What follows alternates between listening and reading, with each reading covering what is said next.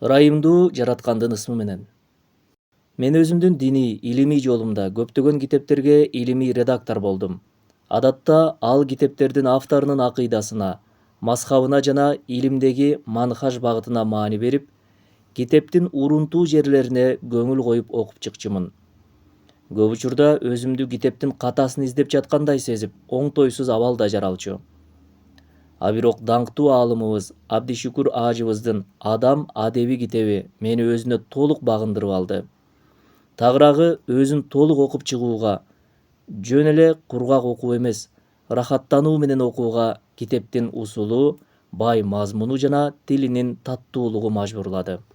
Кыргыз тилиндеги көлөмдүү делген адабияттарды дароо окуп койгон адатым бул жолу кайталанбады. Китепти Кыргызстанда Бишкектен баштап окуп, Кувейтте, Дубайда улантып, акыры Москвада окуп бүтүрүп, баш сөз жазууга калем кармап отурам. Китеп мен үчүн соопчулуктун семинары болду десем аша чапкандык болбос. Анткени китепти көздөн өткөрүп жатканда, китептин саптары менен кошо, менин жашоомда, тагдырымда, айланамдагы замандаштарым, кесиптештерим менен болгон пенделик мамилем да көз алдымдан чууруп өттү. Китепти барактап бүткөнгө чейин мен канчалаган адамдарды өз ичимден кечирип, канчалаган аткарган иштеримдин, мамилелеримдин каталыгын сезип, өкүндүм. Ал үчүн өксүдүм. Тагыраагы өзүмдү өзүм ичимден жеп, кыжаалатчылыкка малындым. Китепти окуп бүткөнгө чейин алда канча жолу өзүмдү жектеп, алда канча жолу такыбалыктын таразасына ташымды сала албай экилендим. Чындыгында бул китеп мени аябай таасирлентти. Менин ой пикиримдин жаңылануусуна, жашаруусуна өбөлгө болду.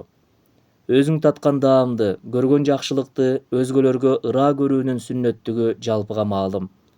Андыктан окурман бир тууганым, бул китепти окуп чыгууну сага да сунуштайт элем.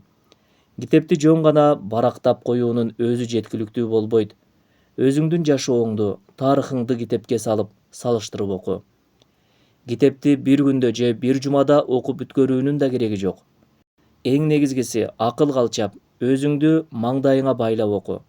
Ар күнү 2 сүйлөмдөн окусаң да ойлонуп оку. Береке табасың. Өзүмө каалаган жакшылыкты сага да ыраа көрдүм. Изги тилектерим менен бир тууганың Чубагажы Жалилов.